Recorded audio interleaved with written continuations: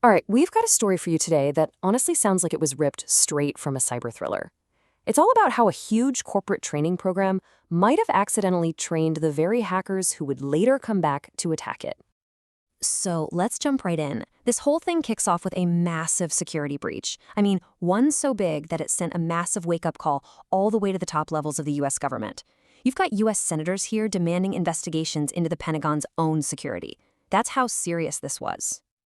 You see, for years, a really sophisticated hacking group had been quietly moving through some of the world's most critical networks. They were like ghosts, operating in the shadows, moving silently, and leaving almost no trace behind. That group has a name, Salt Typhoon. And we're not talking about some simple smash and grab for data here. No, this was a highly coordinated, long-term espionage campaign sponsored by the People's Republic of China with a reach that was truly global. I mean, just look at this target list. The scale is just staggering. They went after major US telecoms, political campaigns, the Department of Defense. They even got their hands on government wiretap lists.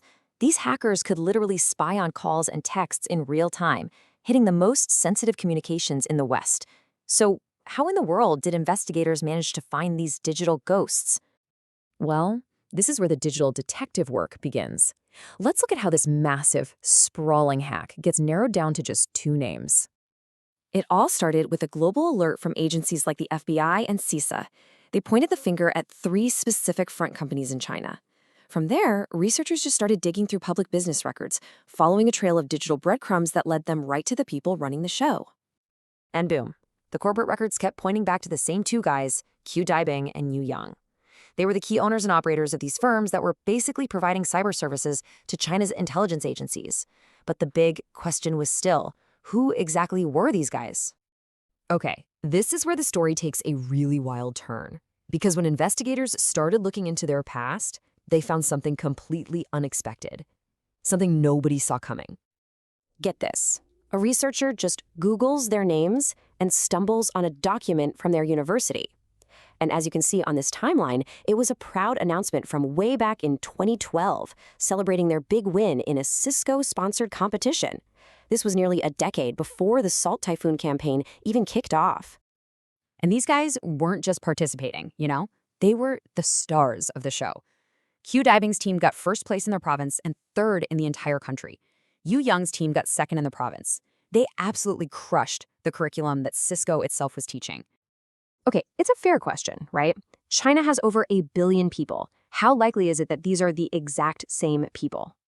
Well, that number you see on the screen, that's the estimated percentage of China's population named Qiu Daibing. The chances of two people having these exact names, going to the same university, having the same elite tech skills, and being in the same province as the front companies, the odds of that being a coincidence are practically zero. And that brings us to the absolutely incredible, deeply ironic twist at the heart of this entire story. It's like a modern master and apprentice tale, but with a serious geopolitical edge. This slide just lays it out perfectly. On one side, you have Cisco's mission, empowering people to shape their destiny, and on the other side, you have the destiny these two apparently chose, using that very same education to run one of the biggest espionage campaigns ever seen, partly by hacking the products of the company that trained them. Dakota Carey, the researcher who actually found this link, really put it best. It's just wild, right? The very people trained by the company ended up being the ones to attack it. So let's pull back for a second. What does this bizarre story really tell us about the bigger picture, about technology, education, and espionage in our world today? This isn't just a Cisco problem. It's a really tough spot for any Western company working in a global market, especially with strategic competitors. There's this constant tension between sharing knowledge to help people and build markets and the very real risk that that same knowledge could be weaponized and turned against you. Now, for its part, Cisco points to the huge positive impact of its program.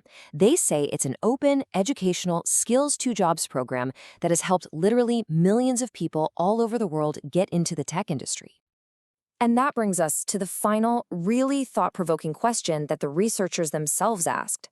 As China is actively trying to remove Western tech from its own networks and replace it with its own, who is still so interested in learning exactly how it all works? What's the real purpose of gaining this knowledge now? It's definitely a question worth thinking about.